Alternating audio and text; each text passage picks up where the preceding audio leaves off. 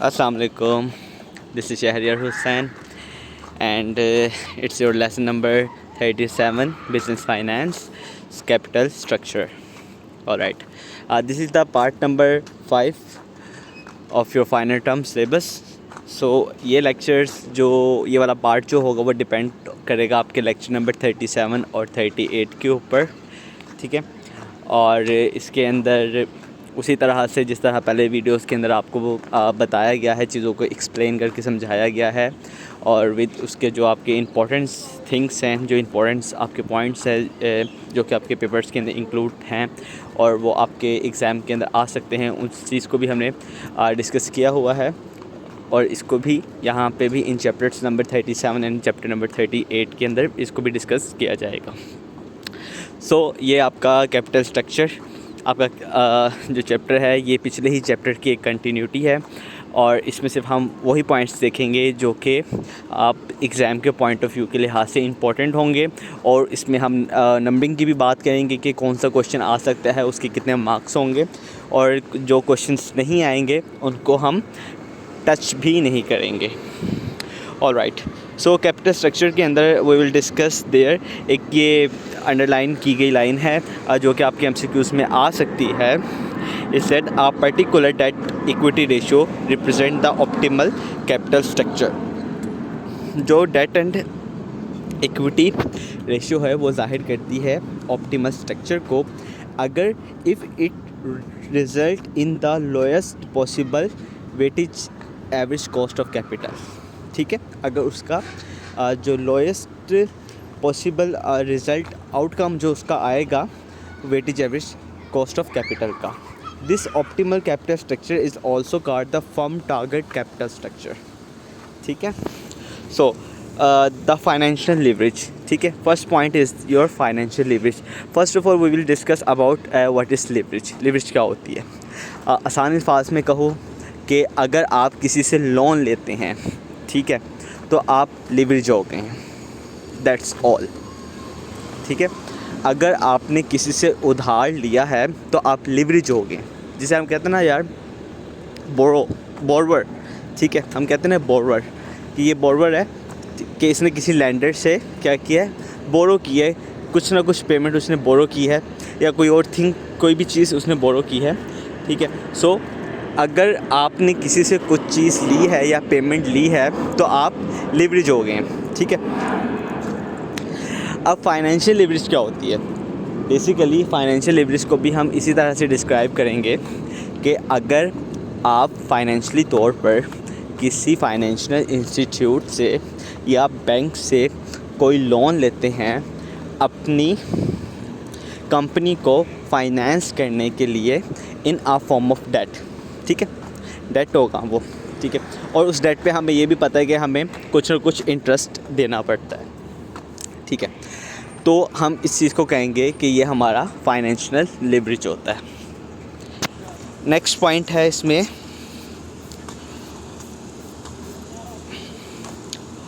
Homemade leverage. ये क्या चीज़ होती है? अच्छा, अक्सर जो पेपर में क्वेश्चन आता है ना वो सिंपल फाइनेंशियल लिवरेज का आएगा, व्हाट इज़ फाइनेंशियल लिवरेज, ठीक है। या फिर वो आपसे पूछेगा डिफाइन फाइनेंशियल लिवरेज। ये 3 नंबर का आपका ये क्वेश्चन आता है, ठीक है। ये भी एक मोस्ट इम्पॉर्टेंट क्वेश्चन है। अच्छा, दूसरी चीज़ इसमें एक चीज़ याद रखनी, जो फाइनेंशियल लिवरेज होती है उसका इम्पैक्ट किस पर होता है? उसका इम्पैक्ट आपकी नेट इनकम के ऊपर होता है, ठीक। ये एक आपने बात याद रखनी है। अगर एग्ज़ाम में पूछ लिया जाए कि उसका इफ़ेक्ट किसके ऊपर होगा, तो उसका इफ़ेक्ट आपकी नेट इनकम के ऊपर होगा या अर्निंग पर शेयर के ऊपर होगा, ठीक है। अच्छा, होममेड लिवरेज क्या होती है? कहता है the use of personal borrowing to alter the degree of financial leverage is called homemade leverage कहलाती है। अच्छा, अब मैं इसको ना थोड़ा आसान करके बताता हूँ कि इसने क्या बात की है। स्टोरी इज़ दैट कि एक कंपनी है, ठीक है, जो कि डेट लेना नहीं चाहती। अब उससे क्या होता है कि अगर वो डेट नहीं लेगी तो उसमें ये हो सकता है कि उसकी जो अर्निंग पर शेयर प्राइस है, ठीक है, वो कम हो जाए। तो उसमें जो शेयर होल्डर होता है, नो जो उसमें जो शेयर होल्डर होता है उसमें वो ये काम करता है कि वो पर्सनली बोरिंग करता है, ठीक है, पर्सनली वो लोन लेगा और उसको क्या करता है, कंपनी में इन्वेस्ट कर देता है, ठीक है। जब वो उसको इन्वेस्ट कर देगा, इससे क्या होगी कि कंपनी की पर ईयर पर अर्निंग पर शेयर प्राइस बढ़ जाएगी, ठीक है, और जो कंपनी की पोजीशन है वो भी पहले से ज़्यादा अच्छी नज़र आना शुरू हो जाएगी, ठीक है। इसको हम कहते हैं कि होममेड लीवरेज। इसके एट द एंड रिज़ल्ट क्या होता है, उसका एट द एंड रिज़ल्ट ये होता है कि जो शेयर होल्डर होता है उसको एक अच्छे डिविडेंड अमाउंट उसको मिलती है as compare to normal dividend amount के, जो कि एक नॉर्मली कंपनी जब आप उसमें एक उसकी लाइक ग्रोथ को मुस्तहकम करने के लिए, ठीक है, जब आप उसमें पैसा इन्वेस्ट नहीं करते, जैसे कि आपने लोन लिए बगैर आप पैसा उसमें इन्वेस्ट नहीं करते, ठीक है, तो आपको एक नॉर्मल डिविडेंड के तौर पे दिया जाता है जो एक परसेंटेज होती है। लेकिन जब आप बोरिंग करके स्पेशली आप उसको अच्छा दिखाना चाह रहे हो कंपनी को और आप एक अच्छा पर शेयर वैल्यू लेना चाह रहे हो at the end of the your recognised period, ठीक है, तो उसमें हम कहेंगे कि एक अच्छी अमाउंट आप शेयर होल्डर को मिलती है, ठीक है। ये होममेड लेवरेज का कॉन्सेप्ट है। अच्छा, अनलीवरिंग क्या होती है, ठीक है, यानी कि फर्ज करें कि कंपनी है, कंपनी ने डेट ले लिया, ठीक है, आपने पहले डेट डाला हुआ था कंपनी के अंदर, ठीक है, लोन लिया हुआ था और लोन आपने इसमें इन्वेस्ट किया हुआ था। अब आप क्या करते हैं कि आपको पता लग गया कि कंपनी ने भी लोन ले लिया है, डेट ले लिया है और उसमें इन्वेस्ट कर दिया है, अब कंपनी की पोजीशन काफ़ी अच्छी है, ठीक है। अब आप क्या करते हैं कि आप उसमें से जितना पैसा आपने उसमें डाला, ठीक है, वो आप निकलवा लेते हैं। जब आप निकलवा लेते हैं इट्स मीन्स कि आप अनलीवर हो गए, ठीक है, यानी कि अनलीवर ऐसी फर्म्स होती हैं जो 100% इक्विटी बेस्ड फर्म होती हैं, देयर इज़ नो डेट, सही है।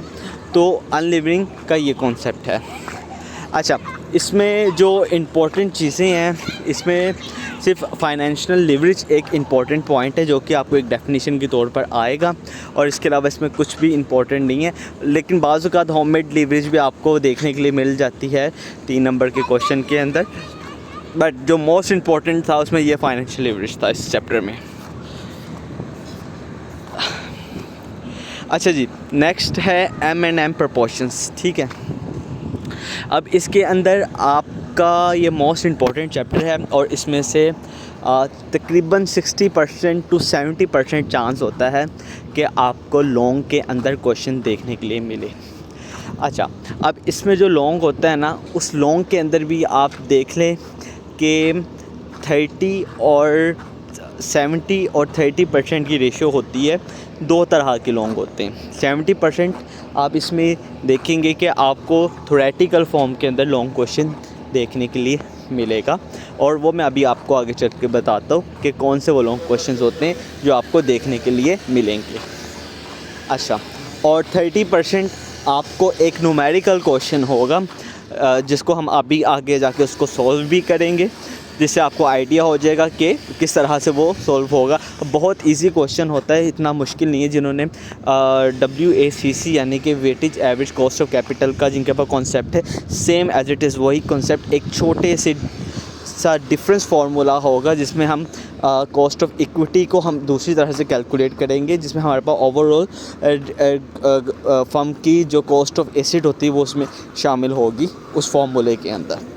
बाकी सब कुछ सब सेम होगा, debt and equity each and everything सब सेम होगा। सो हम इसको देखते हैं। अब देखें जो फर्स्ट प्रोपोर्शन है ना M&M की, अब मैं आसान अल्फाज में आपको बताता हूँ कि वो इसमें ये कहता है कि अगर आपके पास एक पाई का स्लाइस हो, ठीक है, जिसको आप 30% जिसमें आपके पास डेट है और 70% आपके पास इक्विटी हो, इक्वल टू 100% हो गया। या दूसरे पाई का स्लाइस हो, एक और पाई का स्लाइस हो, उसके अंदर आपके पास 70% इक्विटी हो और डेट हो और 30% आपके पास इक्विटी हो, वो भी इक्वल टू 100% होगा। कहने का मकसद ये है कि दोनों सूरतों के अंदर पाई का स्लाइस चेंज होने से, ठीक है, टोटल ओवरऑल जो कंपनी की का स्ट्रक्चर है उसके ऊपर कोई इफ़ेक्ट नहीं आता। ये इसका मकसद है, ठीक है, कि ओवरऑल जो कंपनी है उसके ऊपर उसकी जो कैपिटल स्ट्रक्चर है उसके ऊपर कोई भी इफ़ेक्ट नहीं आता, ठीक है। जिस तरह इसने बताया हुआ 30% debt, 70% equity, 30% equity, 70% debt, that is same thing, ठीक है। प्रपोर्शन नंबर 1 में ये बात बयान की गई है, the size of the pi does not depend on how it is slide, कि वो किस तरह से स्लाइड हुआ है। अच्छा, जो ये वाला है ना, ये नॉर्मली पेपर में नहीं पूछा जाता, ठीक है, नॉर्मली इसका ताल्लुक पेपर से नहीं है, लेकिन MCQs में बाजू का इस तरह पूछा जाता है, जो प्रपोर्शन M&M है 1 वो किस पे डिपेंड करती है, तो उसमें आपने बताना होता है कि वो एक उसमें जो डिस्कशन की गई है वो आपकी कैपिटल स्ट्रक्चर के बारे में बात की जाती है, ठीक है। इस तरह से उसमें क्वेश्चन आता है। और अगर ये 3 नंबर में आता है, बाज़ बहुत कम होता है कि 3 नंबर के अंदर आ जाए, अव्वल इसके बारे में डिस्कस नहीं किया जाता एग्ज़ाम के अंदर। ओके, अच्छा जी, आगे हमारे पास वही same weightage average cost of capital का फॉर्मूला आ गया, एंड वी नो दैट के where V is equal to overall total value of the firm, हम इसे कहते हैं V is equal to total value of the firm is equal to E plus D, equity plus debt. अच्छा, we know that formula. Okay, अच्छा, अब इसमें देखो उसने क्या किया है, उसने अब यहाँ पे एक नई चीज़ लेकर आया जिसमें कहता है we know that WACC can be interpreted as the required return on the firm overall assets, ठीक है। अब हम ओवरऑल एसेट्स की बात कर रहे हैं फर्म के अंदर, ठीक है, तो हमारे पास ओवरऑल एसेट का फॉर्मूला बिल्कुल सेम होगा जो कि हमने ऑलरेडी पीछे पढ़ा था WACC के अंदर भी कि।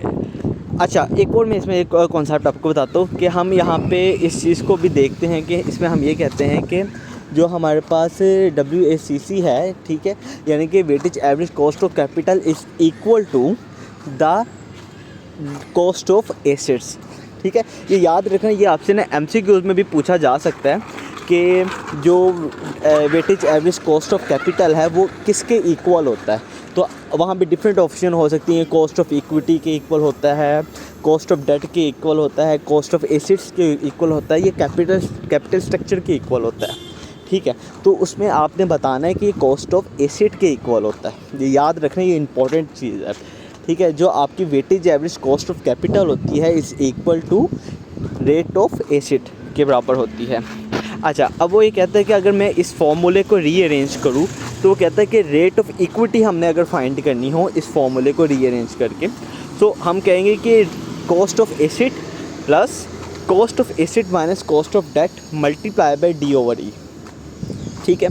सेम थिंग कि कॉस्ट ऑफ इक्विटी का हमने यहाँ पे फाइंड आउट करना है, तो हम कहेंगे cost of asset plus cost of asset minus cost of debt RD multiply by D/E, सही है। अच्छा, अब ये हमारे पास चीज़ इतनी हमारे पास सॉल्व हो गई। अब हमें फार्मूला भी पता लग गया है कि RE का फार्मूला हमारे पास क्या होगा, और ओवरऑल जो हमारे पास फार्मूला कॉस्ट ऑफ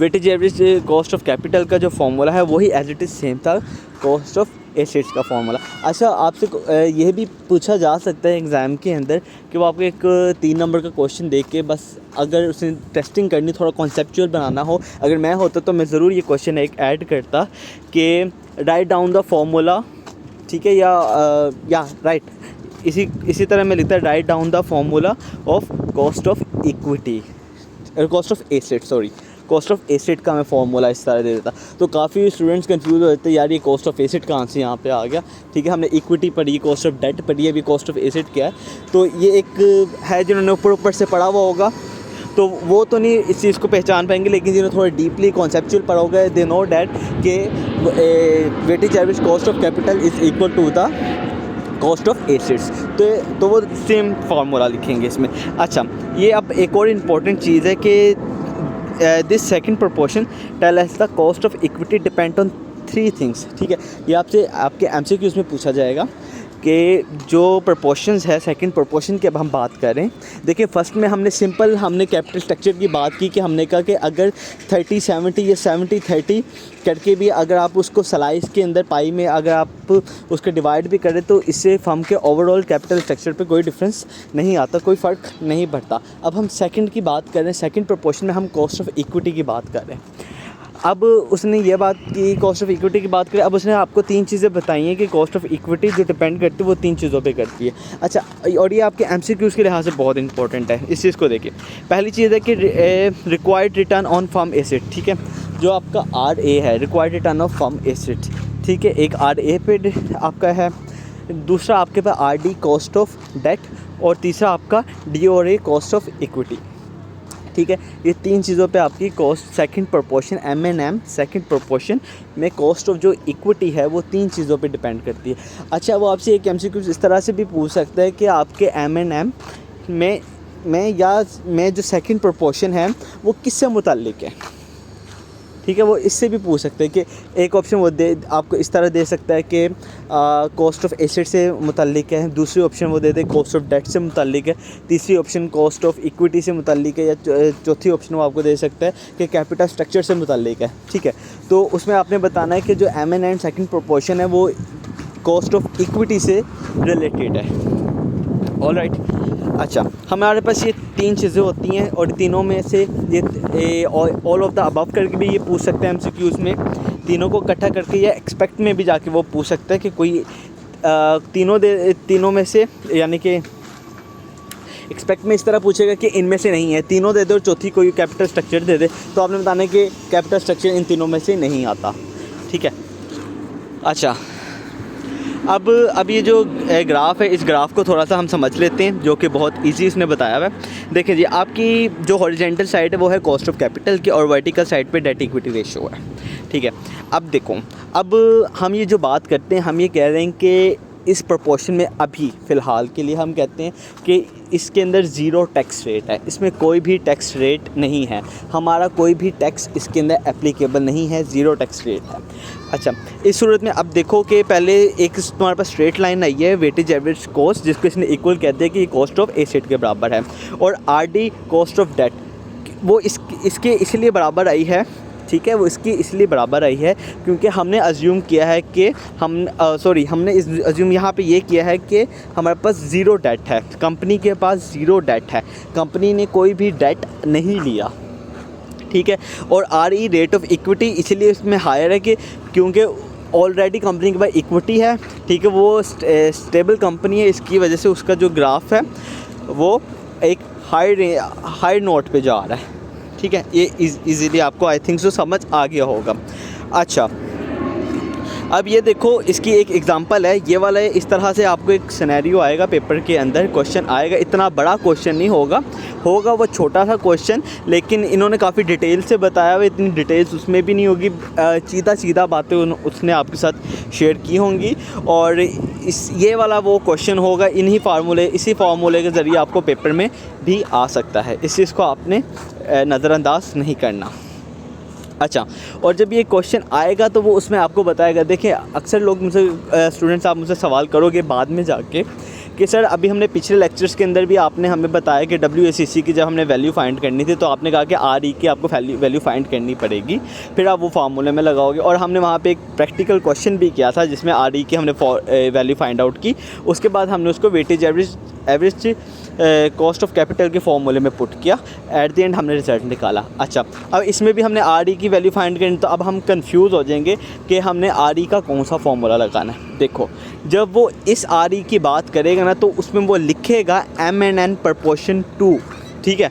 अगर 2 भी ना लिखे, खाली M&N प्रपोर्शन भी लिखे तो सेम चीज़ है, क्योंकि इसके अलावा तो अभी तक हमने कोई भी M&M के अंदर कोई और फार्मूला नहीं पढ़ा, ठीक है।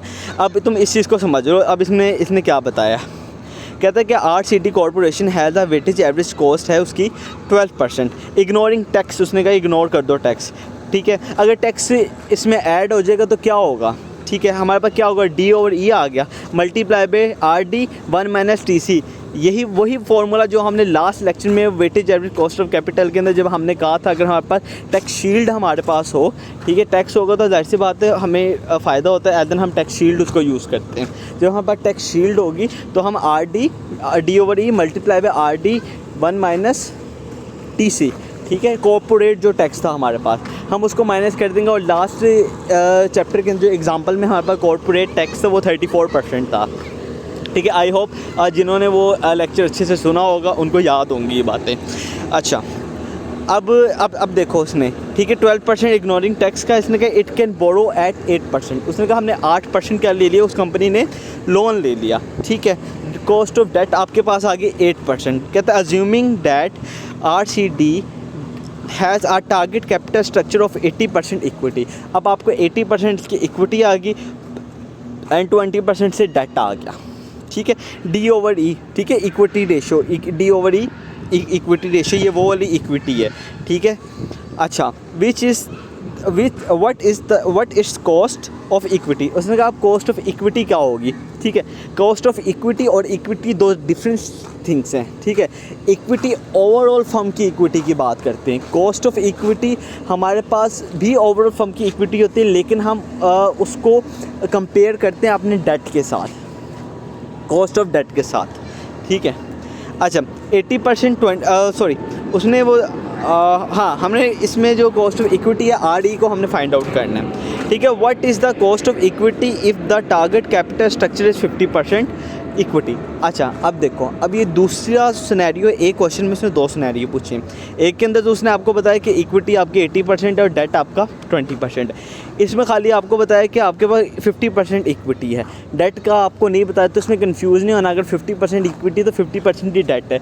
नॉर्मली एग्ज़ाम में भी आप जो क्वेश्चंस देखेंगे वो इसी तरह के देखेंगे कि उसने अगर आपको इक्विटी वो उसने बताई होगी, बाकी वो बताएगा रिमेनिंग जितना बचेगा वो आपका डेट होगा। अगर वो रिमेनिंग डेट का जिक्र भी ना करे तो थोड़ा सा कॉमन सेंस का यूज़ करना है और उससे आपने आइडिया लगा लेना है, यार अगर उसने 30% इक्विटी दी तो ऑब्वियसली 70% डेट होगा। लास्ट में नहीं उसने लिखा हो, क्योंकि वो थोड़ा सा कंफ्यूज करने के लिए 5 मार्क्स के क्वेश्चन में नहीं लिखता, अक्सर नहीं लिखता वो ये चीज़ें, ठीक है। तो आपने ना थोड़ा सा अटेंशन होकर इस चीज़ को देखना है। मैं आपको साथ साथ हर पॉइंट से बताई जा रहा हूँ कि किस किस तरह से क्वेश्चन आपका डेवलप हो सकता है, ताकि आप लोगों के लिए मसला ना हो बाद में। अच्छा, अब कहते हैं calculate the weightage average cost in both cases to verify to remain the same and according to the M&M2 proportion the cost of equity is, ठीक है। अब हमारे पास वही वाला कॉस्ट ऑफ इक्विटी का फार्मूला आ गया जो यहाँ पे मैंने हाईलाइटेड किया हुआ है कि RE is equal to RA plus RA minus RD multiply by D/E, ठीक है। टैक्स हमने आगे इसलिए लगाया क्योंकि उसने ऊपर कह दिया कि इग्नोर करना है आपने टैक्स को, ठीक है, यानी कि इसमें टैक्स आपका शामिल नहीं है। अच्छा, अब उसमें हमने क्या करना है कि उसके अंदर जो हमारे पास कॉस्ट ऑफ एसेट था वो था 12% का, और जो कॉस्ट ऑफ डेट थी वो उसने 8% की दी हुई थी। और डेट एंड इक्विटी रेशो जब आप 0.80 जो यहाँ पे है 80/20, जब इसको 0.80 डिवाइडेड बाय 0.20 करेंगे तो आपके पास 0.25 आएगा, ठीक है। इसको जब आप कैलकुलेट करेंगे तो आपके पास कॉस्ट ऑफ क्या आ गया, इक्विटी होगी। और इसी कॉस्ट ऑफ इक्विटी को जब आप वेटेज एवरेज कॉस्ट के फॉर्मूले में पुट करेंगे, सिंपल आपने कैलकुलेशन करनी और उसके बाद एट द एंड आपके पास इसका आंसर आ जाए 12%। 0.12 आएगा, उसको मल्टीप्लाई बाई 10 कर देना या 100 कर देना। 10 करोगे तो 1.2 चलेगा, 100 करोगे तो 12% तुम्हारे पास आ जाएगा इसका। अच्छा, और दूसरे केस के अंदर क्या है, दूसरा केस उसने यहीं पे बताया हुआ है कि 50% है, तो उसने 50% ऑलरेडी उसके बाद इक्विटी दी हुई है उसने, ठीक है। तो उसने उसके लिहाज से इसको सॉल्व कर लिया है क्वेश्चन को ना। अच्छा, और इसमें ये देखो 50% इक्विटी और कॉस्ट ऑफ इक्विटी भी उसने यहाँ पे साथ बताई हुई है, आपको 16% होगी। तो उसने इस तरह से इसको सॉल्व आउट कर लिया। नॉर्मली हो सकता है कि यार इस तरह भी क्वेश्चन आ जाते हैं पेपर के अंदर, वो कहते हैं 50% इक्विटी है जबकि वो डेट की बात नहीं करता, फिर उसके अंदर वो आपको REB वैल्यू में भी साथ दे देगा, ठीक है, और डेट RD की भी वैल्यू आपको साथ देगा। सिंपल आपने थोड़ा सा कॉमन सेंस करके उसकी इक्विटी को यानी कि बैलेंस करना होगा, इक्विटी डेट को यानी कि कैपिटल स्ट्रक्चर को उसके बैलेंस करना होगा, और उसके बाद सिंपल कैलकुलेशन के बाद आपके पास इसका आंसर आएगा।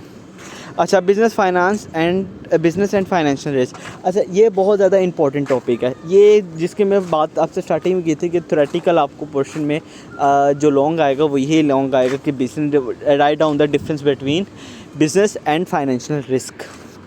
ये बहुत इंपॉर्टेंट है, बहुत बहुत बहुत बहुत इंपॉर्टेंट है ये चीज़, ठीक है। इसको हल्के में नहीं लेना, ये बहुत ज़्यादा इंपॉर्टेंट है टॉपिक। और कई स्टूडेंट्स मैंने अक्सर देखे हैं, उनसे जब भी बिज़नेस रिस्क या फाइनेंशियल रिस्क की बात की जाती है वो अपने से कुछ भी लिख देते। बिज़नेस रिस्क में ऐसा होता है, फाइनेंशियल रिस्क में ऐसा हो सकता है, पैसे की कमी हो सकती है, लोन इतने ज़्यादा हो जाए पैसे की शॉर्टेज की वजह से, ठीक है, तो फाइनेंशियल रिस्क आता है। देखो ये चीज़ें तुम्हारी बातें ठीक है, लेकिन ये फाइनेंशियल से ताल्लुक़ नहीं है, ये आपकी कैश मैनेजमेंट के अंदर चीज़ें आती हैं, जो कि आगे हम चैप्टर नंबर 42 के अंदर देखेंगे कैश मैनेजमेंट को। ये वहाँ की चीज़ें हैं, ठीक है। इस चीज़ को याद रखना कि बिज़नेस और फाइनेंशियल रिस्क जहाँ पे भी आए आपके माइंड में आना चाहिए कि MAM प्रोपोर्शन 2 की बात की गई है, जिसमें हमने इक्विटी की बात करनी है, और इसमें क्या बातें हैं वो हम देखते हैं। अच्छा जी, अब वो कहता है कि अब MAM प्रोपोर्शन 2 है, ठीक है। अब बिज़नेस रिस्क की हम पहले बात करें, जिसमें उसने क्या कि cost of equity can be broken by 2 parts. अच्छा, हमने कॉस्ट ऑफ इक्विटी को 2 हिस्सों में तकसीम किया। नंबर 1 हमने उसको तकसीम किया कि टोटल कॉस्ट ऑफ एसेट के ऊपर तकसीम किया है कि अब क्या हम कहते हैं कि the required return of firm asset R A depend on the nature of a firm operating activities, ठीक है। जो कॉस्ट ऑफ एसेट है वो किस पे डिपेंड कर रही है, फर्म की नेचर ऑपरेटिंग एक्टिविटीज़ पे डिपेंड कर रही है ना, ठीक है। यानी कि फॉर एग्जांपल मैं कहता हूँ कि आपकी ऑपरेटिंग एक्टिविटीज़ फर्म की क्या होती हैं, लाइक प्रोडक्शन, एक जगह मशीन लगी हुई है, ठीक है, दिस इज़ ऑपरेटिंग एक्टिविटी, ठीक है। वहाँ पे कुछ ना कुछ प्रोडक्ट बन रही है, तो आप इसको यूँ अज्यूम करो कि वहाँ पे अगर प्रोडक्ट बन रही है तो आपका जो एसेट है, मशीन आपकी एसेट है, ठीक है।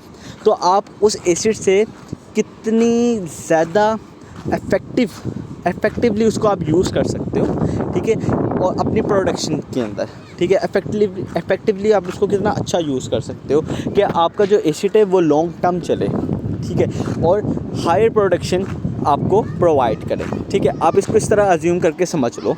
और अच्छा, अब इसका जो सेकंड पॉइंट है, कहता है the risk inherent in the firm operating is called the business risk, ठीक है।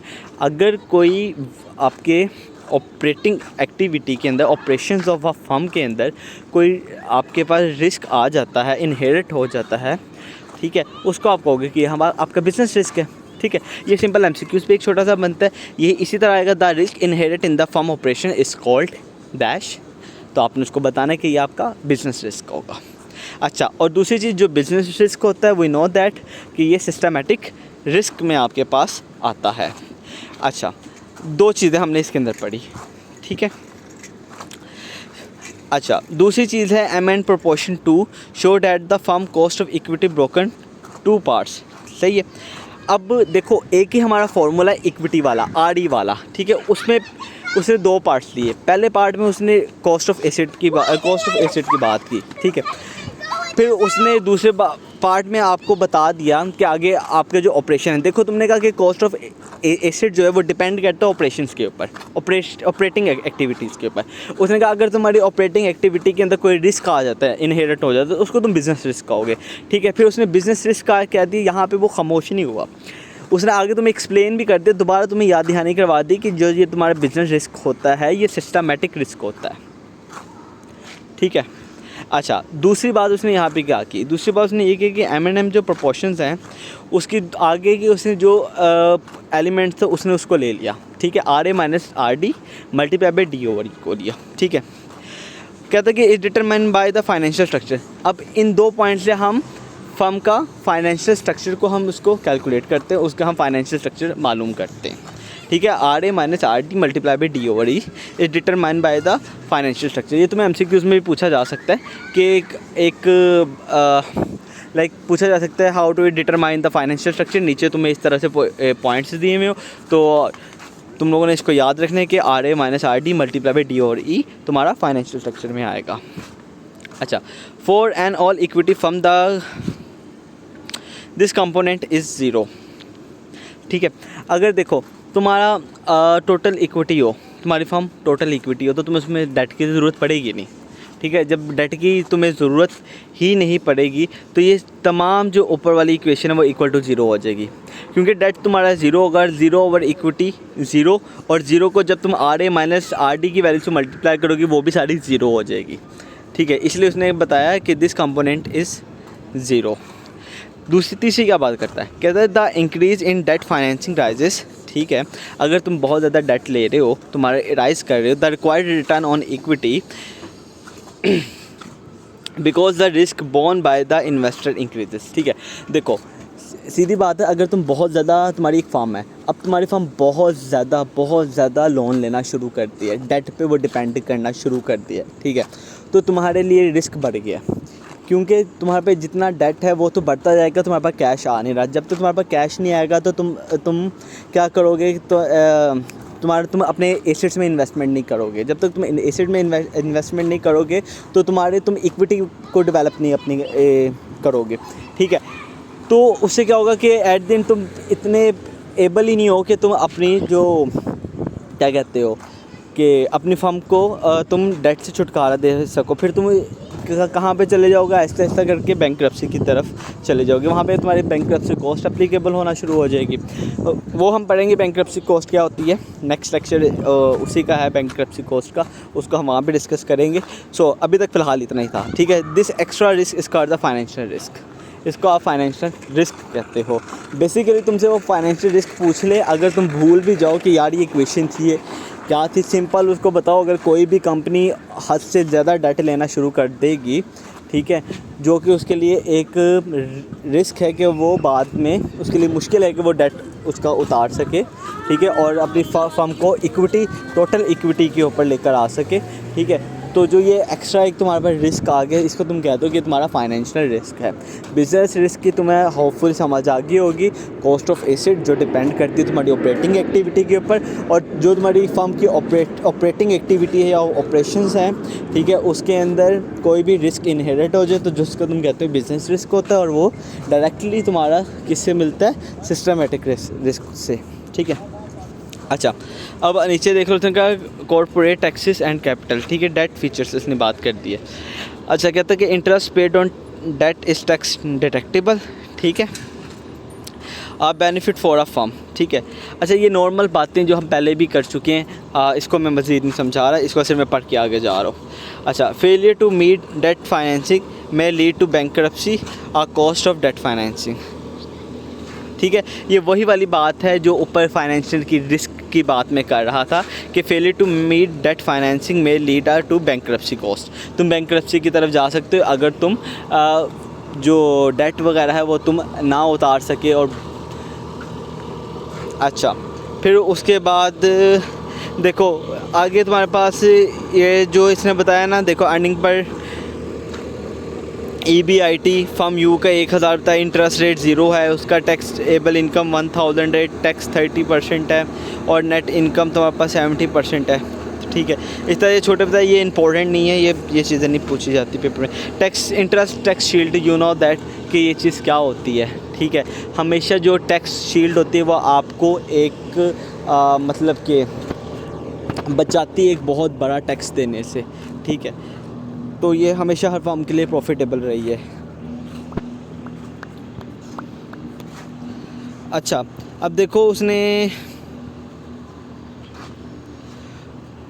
इसमें देखो एक और चीज़ मैं तुम्हें बताता हूँ कि इसने एक तुम्हें बताया corporate tax and capital structure के बारे में, PV of the interest tax shield, तो TC multiply by D multiply by RD over RD, ठीक है। ये एक फार्मूला इंटरेस्ट टैक्स शील्ड का, ये वाला फार्मूला, इसको याद रख लेना। MCQs में बहुत कम होता है ये पूछा जाए, ठीक है, वरना इस पे तुम्हें एक क्वेश्चन आएगा, ठीक है। ये भी एक इम्पोर्टेंट है, ये भी तुम्हें आता है कि calculate the interest tax shield, ठीक है, या कैलकुलेट द टैक्स शील्ड के नाम से, इंटरेस्ट टैक्स शील्ड के नाम से आएगा। तो इसमें तुम्हें TC भी वैल्यू भी होगी, D की वैल्यू भी होगी, और RD की वैल्यू भी तुम्हें दी होगी। लेकिन सिनेरियो वो इस तरह से देगा कि वो इक्विटी वगैरह की भी कुछ बीच में बात करेगा तुम्हें कंफ्यूज करने के लिए, ताकि तुम राइट फॉर्मूले तक ना पहुंच सको, ठीक है। तो ये तुमने याद रखना है कि इसका जो फॉर्मूला क्या होता है। अच्छा जी, M N theory the non tax के अंदर the value of firm levered is equal to the firm unlevered, ठीक है, क्योंकि कोई टैक्स ही नहीं है तो हम यही कहते हैं कि levered form is equal to unlevered होती है हमारे पास। अच्छा कि प्रोपोर्शन में the firm capital structure is irrelevant होता है, ठीक है, और नॉन टैक्स के अंदर ये था। अच्छा, अब टैक्स की बात करें तो कहता है कि इन फर्स्ट के the value of a firm levered is equal to the value of the firm unlevered plus the present value of interest tax shield, ठीक है। अब इसका ये फार्मूला है, ठीक है, अगर हम करेंगे जो हमने उसमें हमने फार्मूला तो फ़िलहाल हमने कोई भी नहीं पढ़ा था, लेकिन उसका फार्मूला उसने ये बता दे कि levered firm is equal to unlevered firm plus tax shield multiply by debt, आपका मतलब वही हो गया ना, इंटरेस्ट टैक्स शील्ड आ गया आपके पास। और इसने दूसरा बताया टैक्स केस में implication of the proportion one with tax, कहता है debt financing is highly dangerous and in the extreme firm optimal capital structure is 100% right.